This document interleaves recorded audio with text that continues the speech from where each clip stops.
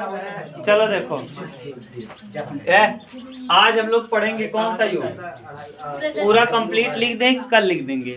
कल खत्म होगा, कंप्लीट कल लिखेंगे, कल लास्ट रहेगा हिंदी का ना।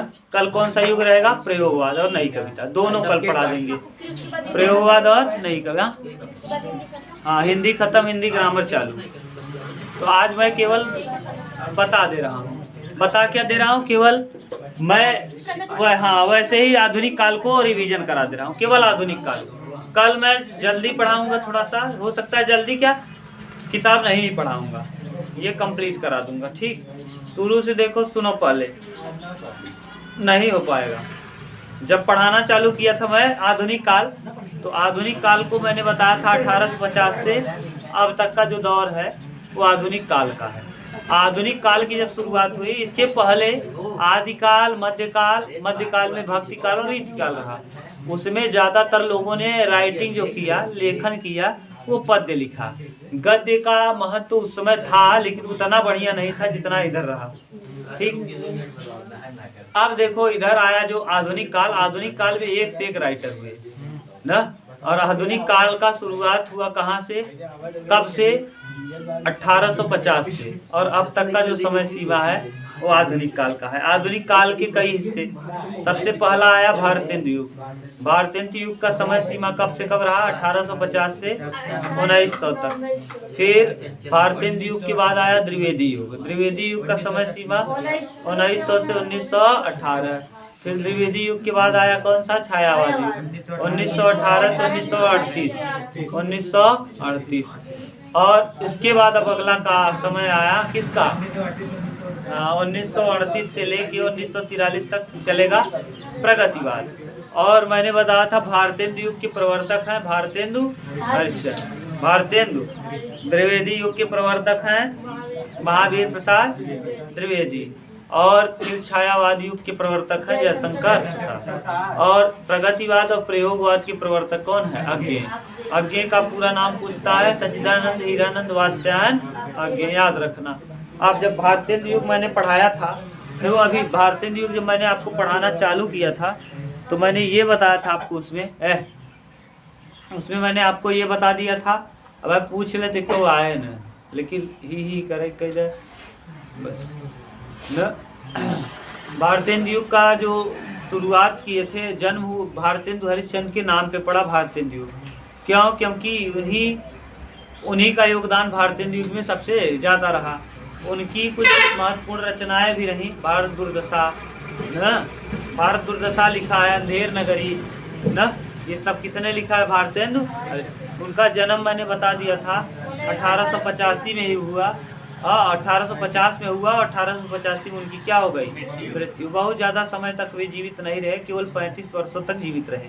ठीक, इसी में भारतेंदु युग के कई राइटर हुए जो प्रसिद्ध हुए, लेकिन भारतेंदु हरिश्चंद्र के सामने सबका उतना महत्वपूर्ण नहीं रहा जितना उस युग में भारतेंदु हरिश्चंद्र का योगदान रहा। इसीलिए इनके नाम पर भारतेंदु युग पड़ा। ठीक, अब जो हम लोग पढ़ेंगे आज, फिर आपने देखा कौन सा युग? त्रिवेदी युग। त्रिवेदी युग के भी कई राइटर रहे। फिर छायावाद युग, जो आपके यहाँ सबसे ज्यादा पूछा जाएगा, कौन सा युग? छायावाद। छायावाद से आपके यहाँ बहुत प्रश्न आएगा, इतना प्रश्न अब क्या बताएं आपको। प्रश्न सबसे ज्यादा आपके यहाँ वहीं से आएगा, उसको आप पढ़ के जाना, चाहे जो करके जाना। हम बार बार कह रहे हैं, छायावाद युग से प्रश्न फिक्स है आना। और छायावाद युग के प्रवर्तक हैं जयशंकर प्रसाद। छायावाद युग में ही क्यों आपके यहाँ ज्यादा आगे जानते हो? कारण ये है कि छायावाद युग जो है वो आपके किताब में जितने राइटर हैं सब छायावाद युग के ही हैं। जयशंकर प्रसाद आपके यहाँ है, उन्होंने शायद ममता लिखा है। क्या चैप्टर है कि निकल गया है? हो सकता है कि नहीं। तुम लोग जानते हो कि नहीं?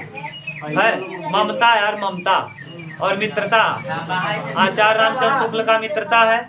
ममता किसका है? जयशंकर प्रसाद का। सुमित्रा नंदन पंत का भी होगा ना। उसके बाद सूर्यकांत त्रिपाठी निराला का भी है, महादेवी वर्मा का भी है। अब ये तो है इसी काल के जितने भी मैंने नाम लिया, महादेवी वर्मा, सूर्यकांत त्रिपाठी निराला, सुमित्रा नंदन पंत, जयशंकर प्रसाद, आचार्य रामचंद्र शुक्ल, रामधारी सिंह दिनकर, और एक और क्या नाम है? हरिवंश राय बच्चन। ये सब के सब राइटर इसी युग के हैं, और ये इसी युग का आपके यहाँ पाठ्यक्रम है। यही यानी जो पाठ्यक्रम आपके यहाँ लगा हुआ है हाई स्कूल में, वो पाठ्यक्रम इसी युग के राइटर का है। किस युग के? छायावाद। तो इसीलिए छायावाद युग आपको टारगेट करके पूछता ही है। समझ रहे हो मैं क्या कह रहा हूँ? यानी जो आपके यहाँ राइटर लगे हैं वो सारे राइटर किस युग के हैं? छायावाद। इसीलिए ज्यादातर प्रश्न आपको देखने को मिलेगा छायावाद। और जब पद्य में जाएंगे तो ज्यादातर बिहारी से मिलेगा, सूरदास से मिलेगा, रसखान से मिलेगा और तुलसीदास से। ठीक। और मीराबाई को तो आप जानते हो, उनको महादेवी वर्मा को जानते ही हो। महादेवी वर्मा दोनों जगह है। इस कविता भी लिखी है और कहानी भी लिखी है। गिल्लू उनकी क्या है? महादेवी वर्मा की यामा है, गिल्लू है। महादेवी वर्मा की बहुत सारी कहानियां मैंने लिखा है। या मेरा परिवार है, यामा है, गिल्लू है, नीरजा है, निहार है ना। सब किसकी रचनाएं हैं? महादेवी वर्मा की। यामा के लिए इनको ज्ञानपीठ पुरस्कार मिला है। अब ज्ञानपीठ पुरस्कार क्या होता है? हिंदी साहित्य में दिया जाने वाला सर्वश्रेष्ठ पुरस्कार है। साहित्य के क्षेत्र में दिया जाने वाला सर्वश्रेष्ठ पुरस्कार। मैंने वो पढ़ाया है, अगले साल कंपटीशन का बैच में पढ़ा रहा था तो उसमें पढ़ाया है। देखना, वीडियो होगा, ज्ञानपीठ पुरस्कार का वीडियो होगा ना। ढेर कई वीडियो मैंने आपको नहीं पढ़ाया है, ढेर सारा, जो अगले साल ज़्यादा पढ़ाया है। इस साल नहीं पढ़ाया, इस साल टारगेट करके केवल मैंने वही पढ़ाया है जो आपके दृष्टिकोण से ज़रूरी है। समझ गए? अगर आप चाहते हैं कि खूब आपको नॉलेज हो जाए अच्छा खासा, जैसे महाकाव्य नहीं बताया आपको, प्रबंध काव्य नहीं बताया, खंड काव्य नहीं बताया, पहेली क्या होता है, मुकरी क्या होता है, गज़ल क्या होता है, नज्म क्या होता है, सब मैंने बताया नहीं, छोड़ दिया। क्योंकि बेवकूफ़ों को ये ज़रूरत नहीं है ना। देख रहे हो कोई मतलब है? तो ज्ञान को वहीं देना चाहिए जहाँ ज़रूरत हो। ज्ञान ज़्यादा वैसे जगह पे नहीं देना चाहिए जहाँ ज़रूरत ना हो। ज़रूरतमंद इंसान को दोगे तो वो इज्जत करेगा, बिना ज़रूरत वाले को दोगे तो उसका कोई महत्व नहीं। इसके पास अरबों खरबों रुपया हो, पैसे का क्या कीमत जानेगा? जो रोटी के लिए मर रहा है उससे रोटी की कीमत पूछो। जिसके यहाँ रोटी गजी है उससे क्या मतलब है? जैसे महारानी आपको पढ़ाएंगे विपिन सर, लोग सड़कों पे गुहार लगा रहे थे रोटी रोटी। फ्रांस की क्रांति जब पढ़ाएंगे तो बताएंगे चुड़ैलों का ढाबा, फ्रांस की क्रांति, खूनी रविवार की घटना। तो रानी जब सड़क पे निकली तो लोग रोटी मांग रहे थे और रानी कहती है कि रोटी नहीं, हमको ब्रेड दे दो, ब्रेड। लोग रोटी मांग रहे हैं, ब्रेड खाओ, ब्रेड। इसको ये नहीं पता कि रोटी से महंगा किसकी कीमत है? ब्रेड की कीमत है। उस समय में रोटी से महंगा क्या हुआ करता था? ब्रेड। तो लोग खाने के लिए मर रहे हैं, रोटी और ब्रेड कहाँ से लाएंगे? समझ गए कि रानी इतने ऐसो आराम में है, इसको रोटी का दर्द नहीं पता।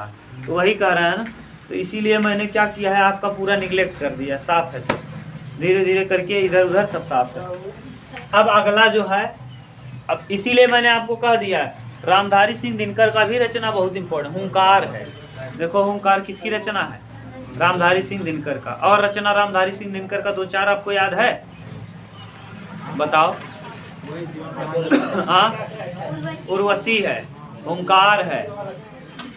ठीक, उर्वशी इनका इंपॉर्टेंट रचना है, हुंकार इनका है, रेणुका है, रेती का फूल है ना, ये कुरुक्षेत्र है। कुरुक्षेत्र को आधुनिक युग का क्या कहते हैं? गीता। आधुनिक युग का गीता किसे कहा जाता है? कुरुक्षेत्र को आधुनिक युग का गीता कहते हैं। ठीक, तो ऐसे ही जयशंकर प्रसाद की रचनाएं इंपॉर्टेंट हैं। जयशंकर प्रसाद की भी मैंने कई रचनाएं लिखा है, एक आध दो तो मैंने बताया है। जैसे वो है एक घूंट, इनका एकांकी है, जयशंकर प्रसाद का ही एकांकी आपके यहाँ पूछा जाता है। और इनकी जयशंकर प्रसाद की रचनाएं ढेर सारी है। कामायनी है, कामायनी इन्हीं का है ना। और इनकी कौन है? तितली है, कंकाल है, इरावती है। इरावती जयशंकर प्रसाद का अधूरा उपन्यास है। ठीक, और बहुत सारा मैंने लिखा है। इंद्रजाल किसकी है? स्कंदगुप्त किसकी है? इंद्रजाल, स्कंदगुप्त, चंद्रगुप्त, आंधी, आकाशदीप ना, ये सब किसकी है? ऐसे ही आचार्य रामचंद्र शुक्ल का भी रचना मैंने ढेर सारा लिखाया है। याद रखना, आचार्य रामचंद्र शुक्ल की रचनाएं कौन कौन है? चिंतामणि इनका निबंध है। चिंतामणि के बाद मित्रता आपने देखा ही है। मित्रता के बाद और कौन सी रचना है इनकी? हाँ, रस मीमांसा है, त्रिवेणी है ना। ये सब किसकी है? रामचंद्र शुक्ल की। अब इसके बाद सुमित्रानंद पंत का भी मैंने लिखाया है। सुमित्रानंदन पंत को प्रकृति का क्या कहा जाता है? सुकुमार कवि कहा जाता है। सुमित्रानंदन पंत की रचनाएं जरा याद है आपको? एक आध दो। हाँ, युगांत है, स्वर्ण धूलि है, पल्लव है, वीणा है। हाँ, पल्लव है, वीणा है, युगधारा है, चिदम्बरा है। चिदम्बरा के लिए इनको क्या मिला है? ज्ञानपीठ पुरस्कार मिला है। ठीक, युगधारा भी इन्हीं की रचना है, युगधारा। ठीक, और ऐसे ही आ जाए, देख लो युगधारा लिखे होंगे, नहीं लिखे तो उसमें लिखे होंगे क्या? सूर्यकांत त्रिपाठी निराला में। ओ, युगधारा किसमें? कहीं किसी राइटर का है युगधारा यार, इसी में छायावाद के ही, शायद मैं गलत कर रहा हूँ। युगधारा का देख लो एक बार, युगधारा कहीं नहीं। अब इनके बाद आएगा सूर्यकांत त्रिपाठी। सूर्यकांत त्रिपाठी निराला की रचनाएं कौन कौन है? जूही की कली को पूछता है। जूही की कली किसकी रचना है? सूर्यकांत त्रिपाठी निराला। और परिमल है ना, नए पत्ते हैं।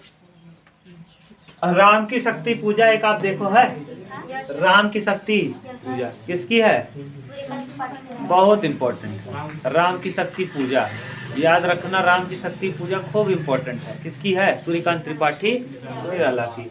अब जो आज हम लोगों को पढ़ना है वो पढ़ना है प्रगतिवाद। प्रगतिवाद युग कौन सा? प्रगतिवाद युग।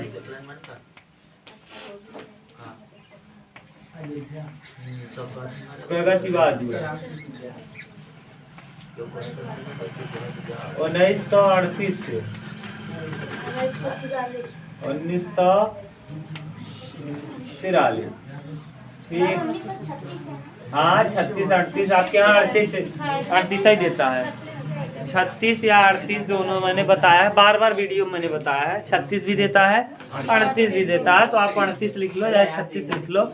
आपके यहाँ जो राजीव का गाइड है ना, उसमें 1938 से दिया है। मैंने इसीलिए जानबूझकर दोनों पढ़ा दिया, कंफ्यूजन ना हो। जैसे आपको 36 मिले तो 36 भी टिक कर लो, 38 मिले तो 38। मान लो 1936 दिया तब क्या करोगे? जानते रहोगे तो लगा लोगे। 1936 1938 दिया तब भी लगा लोगे। तो आप कंफ्यूज मत होना, जो भी है।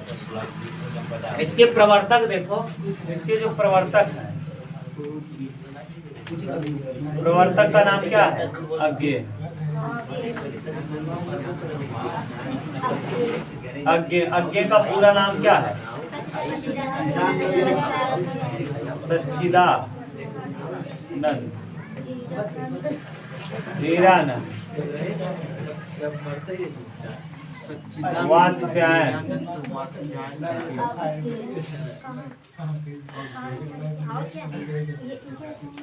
अज्ञेय ना, लेकिन ये ज्यादा आपको देखने को अज्ञेय जी ना, जैसे प्रवर्तक तो माने जा रहे हैं, लेकिन ये आपको देखने को मिलेंगे तगड़े रूप से प्रयोगवाद में। प्रगतिवाद में अगर आप राजीव की गाइड लिए हो तो देखो जरा, प्रगतिवाद में इनका नाम नहीं दिया होगा ना, लेकिन प्रवर्तक इनको माना जाता है। प्रयोगवाद में इनका नाम तगड़े जोरों शोरों से है।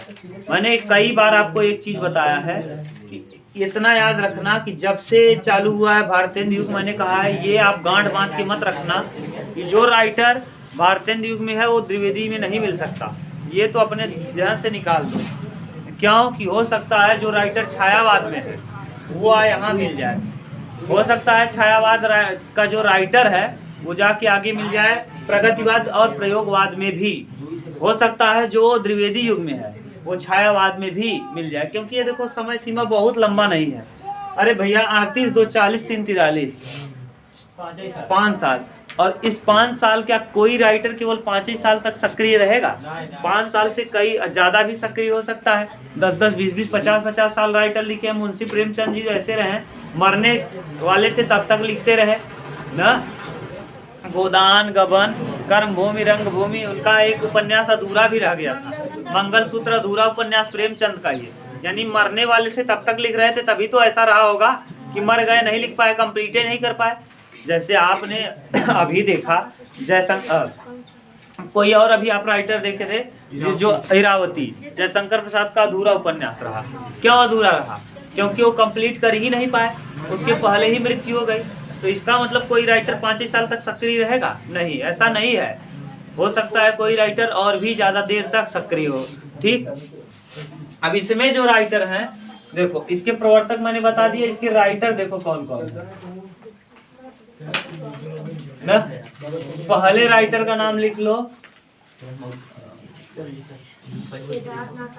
हाँ, शिवमंगल सिंह सुमन। मंगल सिंह सुमन सिंह सुमन।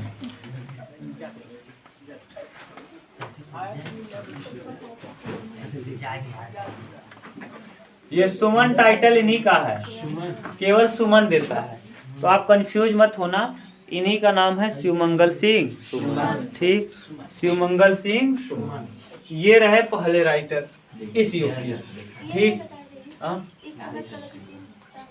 हाँ, इसी समय प्रगतिशील संघ और जो लखनऊ अधिवेशन था, अंबिका चरण मजूमदार, अगर आपको याद होगा, विपिन सर बताए होंगे, लखनऊ अधिवेशन जो हुआ था उसके जो अध्यक्ष रहे थे अंबिका चरण कौन थे? मजूमदार ना।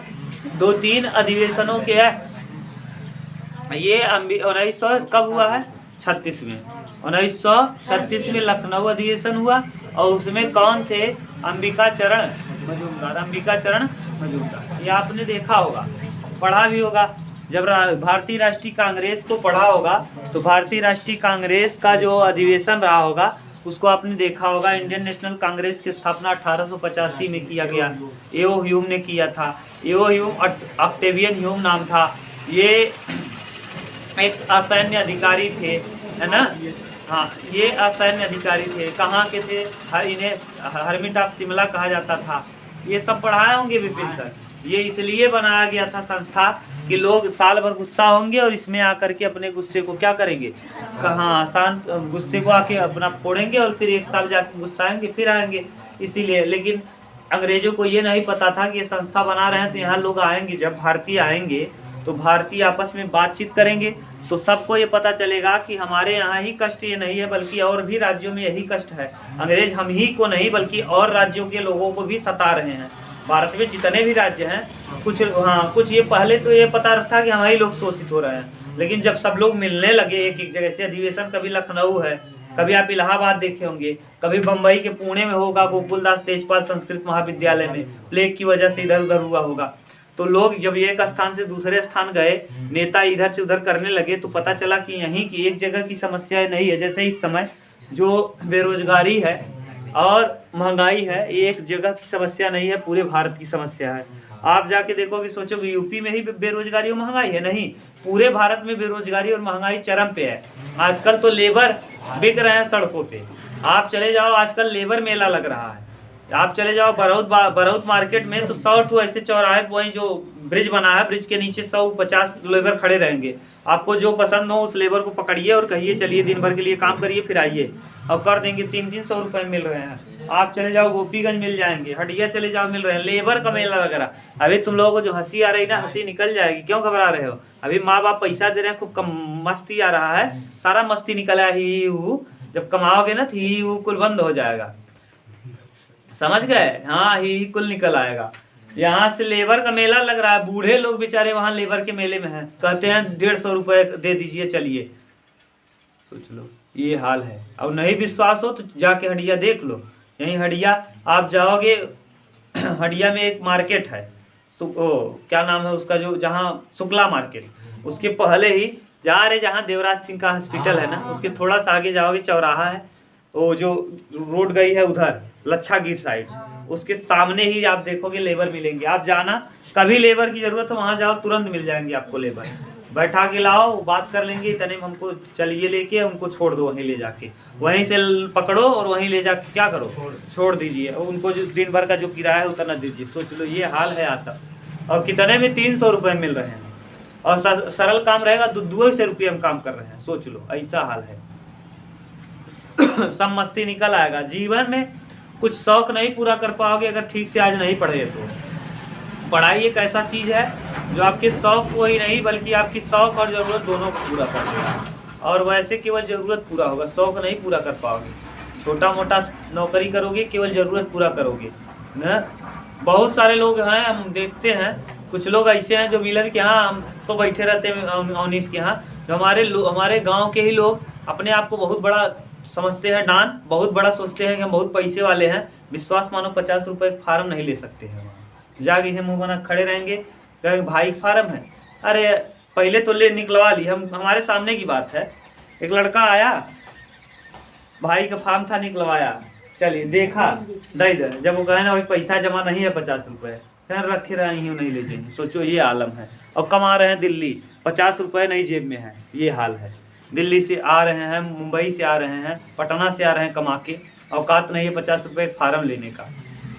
यही हाल होगा, समझ गए? नहीं पढ़ोगे तो मेरा क्या लोगे? मैं समझा रहा हूँ, बाद में यही हाल होगा। और अगर पढ़ लिख लोगे, जिस डॉक्टर के यहाँ मैं जाता हूँ उसका 600 आज, अभी देखो, अभी मैं आपको दिखा दूंगा, ये वो स्क्रीनशॉट लिया हूँ, 600 रुपये आज ही डाल दो, कल दिखाना है आज ही डालो। उसके वो व्हाट्सएप पे अपना लगा दिया है क्या, जो वो लगता है स्कैनर, कहता है पहले मेरे जिस नंबर पे आपने फ़ोन किया उस पर व्हाट्सएप लगा है, और उस नंबर को सेव करिए मेरे उसको हॉस्पिटल के नाम से, और उसी पे क्या करिए, सेंड कर दीजिए 600 रुपये।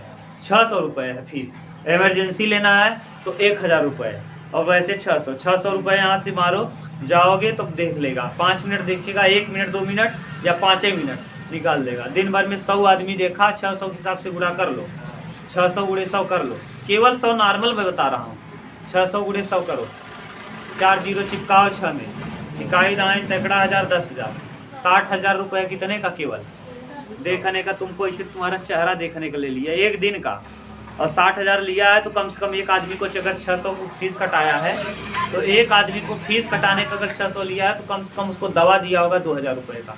2000 का गुणा कर दो 100 में, 2 लाख रुपये, 2000 गुणे 100 आदमी, तो जो 2 जीरो इधर और 3 जीरो उधर, 5 जीरो चिपका दो, कितना हो गया, 2,60,000 रुपये हो गया उसका तुरंत का। और उसके बाद जो ऑपरेशन चीड़ा फाड़ा इधर उधर किया वो अलग से एक दिन का, उसको तो नॉर्मल कपड़ा तो 10-20 हज़ार के नीचे वाला कपड़ा उसको फालतू लगता होगा। जो 4-6 हज़ार का कपड़ा पहनता होगा बदन पे, तब उसको लगता होगा हाँ कुछ ठीक ठाक पहने हैं। 300 का कपड़ा उसको बेकार लगता होगा। अब अगर जो लेबराना करता, दिन भर खड़ा बहा लेबर मेला में, और दिन भर में 300 कमाए तो कितने सब्जी घरे ले जाए, हाँ, और कितने कपड़ा पहने हो, लड़कियन के शौक का पूरा करें, लड़कियन की फीस का दें, फिर बाद में वो बने कैसे ये करबा, कुछ ना होगा। पढ़ लिख लो, जीवन है नहीं, बाद में फिर ये जान लो कुछ नहीं पूरा कर पाओगे, ये इतना याद रखना मेरी बात। आप कहोगे बिजनेसमैन बन जाएंगे, बिजनेसमैन अच्छा वही बन सकता है जो पढ़ा लिखा हो। अनपढ़ आदमी बिजनेस भी बड़ा नहीं कर सकता। अनपढ़ आदमी जो पढ़ा लिखा ठीक से ना हो और बिजनेस भी बढ़िया नहीं कर सकता। आप जाके देखोगे बड़े बड़े बिजनेसमैन जो है ना, वो सब अपने बच्चे को भेजते हैं पहले जाके पढ़ो, कुछ मत करो, पहले तुम पढ़ो, नहीं तुमको बिजनेस ही करना है, लेकिन पढ़वाते हैं खूब बढ़िया लेवल का। आप देख लो कोई हीरो हीरोइन देखो, अच्छा हीरो हीरोइन को पता है कि मेरा बच्चा इसी में जाएगा, लेकिन फिर भी वो देखो जानते हैं वो एक्टिंग ही करेगा। क्या ज़रूरत है किसी चीज़ की? एक्टिंग में क्या ज़रूरत है? रट लो 4 चीज़ 10 चीज़ रट लो जो बोलना है, और एक पिक्चर कम से कम महीनों 2 महीने 3 महीने 3 घंटे में यही करना है। आके जैसे विपिन सर नहीं बता रहे थे एडवर्टाइज वाला कोई चीज़, तो वैसे ही सोच लो, ऐसे जुबान पे लगाए लगाम खींच किए हो, ऐसे खड़े रहो, बस लगाम लगा दिया, हो गया। इसमें कौन सा बहुत वो करना है, बन गया तुरंत। तो इसके लिए वो लोग पढ़ने की ज़रूरत है नहीं, लेकिन फिर भी वो लड़के विदेश पढ़ते हैं। सोच लो, ड्रामा सीखने के लिए विदेश जाते हैं और अच्छा क्वालिटी की चीज़ पढ़ते हैं। जानते हैं पढ़ाई लिखाई कर लेंगे तो हम एक्टिव रहेंगे, नहीं कुछ कर पाएंगे, दूसरे क्षेत्र में चले जाएंगे। आप देखो सुशांत सिंह राजपूत जो आत्महत्या किए हैं वो एमटेक थे, बीटेक एमटेक थे, छोटे मोटे आदमी नहीं थे। फिर भी तब इसीलिए कह रहे हैं पढ़ लिख लो, नहीं बाद में जीवन बर्बाद होगा तो फिर घूमना। इसमें कौन राइटर है? शिवमंगल सिंह सुमन, इनकी रचनाएं लिख लो। कौन कौन रचनाएं इनकी प्रसिद्ध हैं? प्रलय सृजन है, ये पूछा है कई बार। प्रलय सृजन इसी में है, सृजन। और एक और है मिट्टी और जीवन की गान। हाँ, जीवन की गां। अरे मिट्टी की बारात इसमें नहीं है ना। जीवन की गां बहुत सारा है शिवमंगल सिंह सुमन का। विश्वास बढ़ता ही गया, एक इनका है, बहुत है। आप यहाँ देखो गाइड में दिया है, लेकिन जो इम्पोर्टेंट है केवल मैं वही लिखा हूँ। विश्वास बढ़ता ही गया, बढ़ता ही गया। अगला दूसरे राइटर हैं इसमें।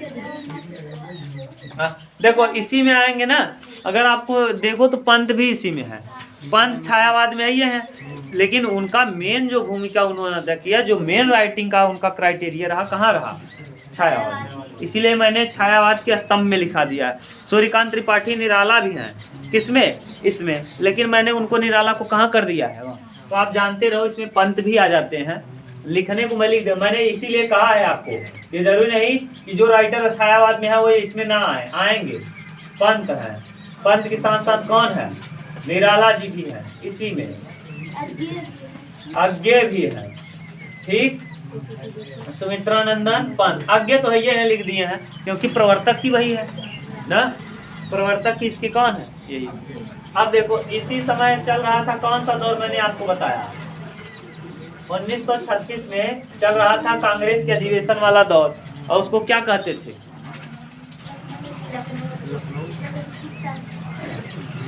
लखनऊ अधिवेशन। लखनऊ अधिवेशन। और लखनऊ अधिवेशन के अध्यक्ष कौन रहे? हाँ, इसके अध्यक्ष हैं अध्यक्ष प्रेमचंद। प्रेमचंद हैं लखनऊ अधिवेशन के अध्यक्ष। कौन रहे? प्रेमचंद। जैसे कोई महान आदमी होता है ना, तो उसको अध्यक्ष बना देते थे ना सभा में, कि इस पे और माने साहित्य में और भी काम किया जाना चाहिए, ऐसा ऐसा वैसा सब कुछ। समझ गए? लखनऊ अधिवेशन के बाद शिवमंगल सिंह सुमन के बाद और कौन राइटर आए?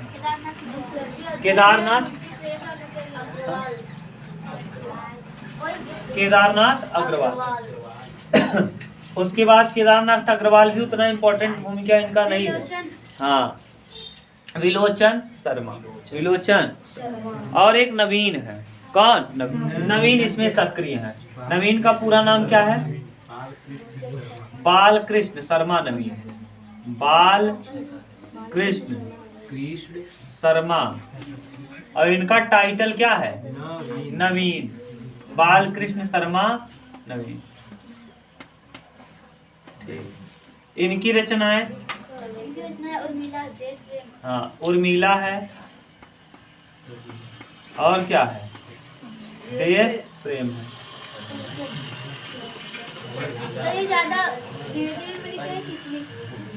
और कुमकुम।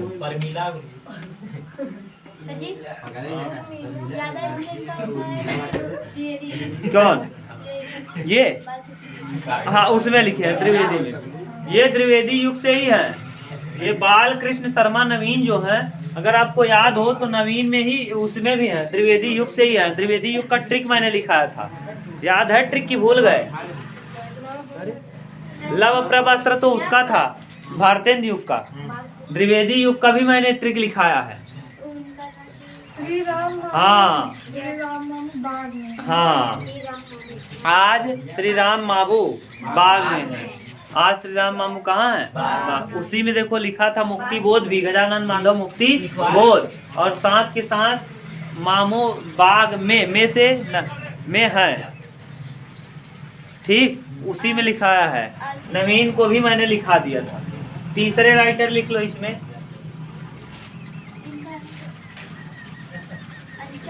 हाँ, अंचल भी उतना इम्पोर्टेंट नहीं। अंचल को जान लो, लिखाएं इसी के अंतर्गत, लेकिन आते नहीं, इनका वो पूछता नहीं है। अरे एक और होंगे, माटी की मूरत, माटी की बारात जो है, जिसका माटी की बारात किसकी है? हाँ, वही मिट्टी, हाँ ना, मिट्टी की बारात। तो मिट्टी की बारात जो है वो देखो इम्पोर्टेंट है, इसी में दिया होगा। लाओ इधर देखिए जी। हाँ, अरे इसमें है मिट्टी की बारात।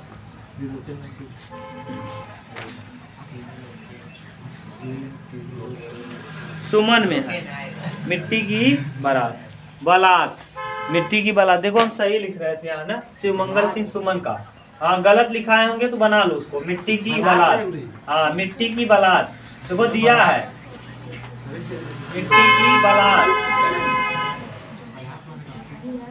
अरे बारात माने क्या होगा मुझे नहीं पता यार, मिट्टी की बारात ये लिख लो, शिवमंगल सिंह सुमन बारात। वहाँ देखो दिया है, मिला।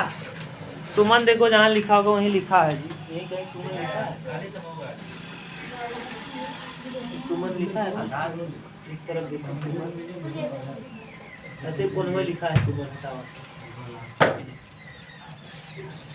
यहाँ लिखा है। ठीक, और है इनकी रचनाएं ढेर सारी है, देख लेना। ठीक, हाँ अवध का किसान, बाबा रामचंद्र देव, बाबा रामचंद्र देव। आप जब इतिहास पढ़ेंगे तो वहाँ पढ़ेंगे अवध का किसान किसने लिखा है, हाँ त्रिलोचन। ठीक, ये था, देखो याद रखना, शिवमंगल सिंह सुमन, बालकृष्ण शर्मा नवीन, त्रिलोचन, पंत निराला अंचल। ये पंत और निराला की रचनाएं मैंने लिखा ही दिया है, अभी अज्ञे को मैं लिखा ही दूंगा अगले वाले उसमें स्लाइड में, बस बहुत ज़्यादा बच्चे नहीं हैं। प्रेमचंद को आप जानते ही हो, प्रेमचंद बहुत पहले से हैं इसलिए इनका थोड़ा सा सम्मान ज़्यादा रहेगा। प्रेमचंद भैया आप देखो, प्रेमचंद को मुंशी प्रेमचंद जानते हो ना, मुंशी प्रेमचंद एक बहुत महत्वपूर्ण राइटर हैं। ठीक, अब अगला जो टॉपिक है हम लोगों का प्रयोगवाद। किताब लाए हो? हाँ किसको? नहीं यार देखना, मुझे नहीं पता है, देख लेना क्या कहा जाता है, कुछ है ना, देख लेना बताना। चलो